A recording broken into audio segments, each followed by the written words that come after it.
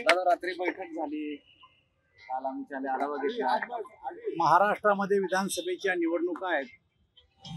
या निवडणुकीच्या दृष्टीनं तयारी करण्यासाठी महाराष्ट्रामध्ये 2 दिवस अमित भाई शहा यांचा दौरा आहे। काल नागपूर आणि संभाजीनगर, आज नाशिक आणि कोल्हापूर असे 2 दिवस भारतीय जनता पार्टीच्या प्रमुख कार्यकर्त्यांसाठी दौरे आयोजित करण्यात आले होते। बूथ प्रमुखापासून तर जिल्हा अध्यक्ष, जिल्हा पदाधिकारी, आमदार आणि खासदार जवळपास 1000 कार्यकर्त्यांच्या प्रमुख कार्यकर्त्यांच्या उपस्थितीमध्ये अमित भाईंनी मार्गदर्शन केलं। लोकसभेच्या निवडणुकीमध्ये जरी अपेक्षित यश मिळू शकलं नाही, तरी विधानसभेच्या निवडणुकीमध्ये भारतीय जनता पार्टी आणि मित्र पक्ष मिळून पुन्हा विधानसभेवर भगवा ध्वज फडकू असा संकल्प कालच्या बैठकीमध्ये सर्व कार्यकर्त्यांनी दिला। आणि आम्ही मराठवाड्यात आणि विदर्भामध्ये अमित भाईंना शब्द दिला की पहिल्याही पेक्षा जास्त जागा आम्ही महाराष्ट्रामध्ये जिंकू आणि त्यातल्यात मराठवाडा आणि विदर्भामध्ये या जागा जिंकू। आज उत्तर महाराष्ट्र आणि पश्चिम महाराष्ट्रामध्ये दौरा आहे, त्याही ठिकाणी कार्यकर्त्यांनी जोरदार तयारी केली असून कार्यकर्ते उत्साहात आहे। रात्री आमची बैठक झाली, या ठिकाणी मुख्यमंत्री, दोन्ही उपमुख्यमंत्री, अमित भाई आणि पार्टीचे नेते उपस्थित होते। जागा वाटपाचा प्रश्न तिन्ही पार्ट्यामध्ये समन्वयानं सोडवला जाईल।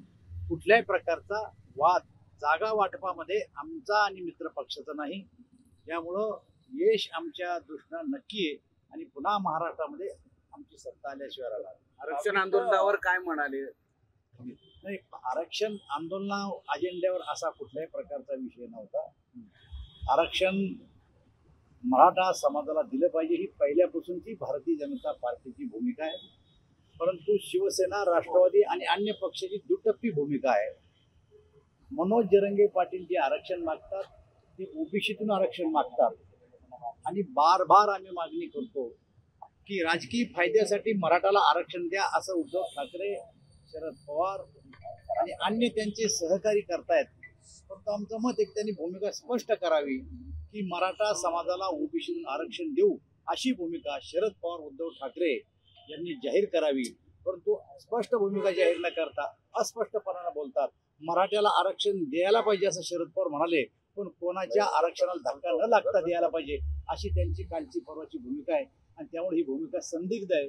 भूमिका स्पष्ट करावी आणि जर ओबीसीतून आरक्षण देणार असेल तर तसं लेखी द्यावं जरंगे पाटलाला किंवा त्यांच्या जाहीरनाम्यावर त्यांनी टाकावं अशी आमची मागणी। असं कळतं की अमित शहा असं म्हणाले की गुर्जर आणि पटेलांसारखा आरक्षणाचा प्रश्न मार्गी लावूया असं काही म्हणले नाही। असं काही म्हणले नाही। म्हणजे महाराष्ट्रामध्ये जे आंदोलन चाललं अशाच प्रकारचं गुजरातच्या निवडणुकीमध्ये सुद्धा पटेल समाजाचं आणि गुर्जर समाजाचं आंदोलन चाललं होतं, परंतु इलेक्शन आहे, वेळेवर इलेक्शन करावं लागणार आहे आणि आंदोलन चालू असलं तरी जसं गुजरातमध्ये आरक्षण होतं त्या परिस्थितीत निवडणुका झाल्या, त्याच परिस्थितीमध्ये आताही निवडणुका होतील असं त्यांनी म्हटलंय।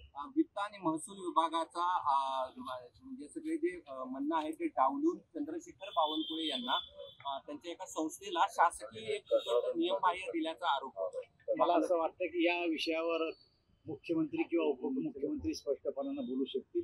या विषयातलं मी काही वाचनात माझ्या आलं नाही। जागा वाटपामध्ये फॉर्म्युला ठरलाय। जागा वाटपाची चर्चा अगदी चांगल्या वातावरणामध्ये झाली। जागा वाटपामध्ये भारतीय जनता पार्टी आणि मित्र पक्षामध्ये कुठल्याही प्रकारचा वाद नाहीये आणि त्यामुळं लवकरच जागा वाटपाचा विषय संपेल आणि उमेदवारी जाहीर 150 भाजप।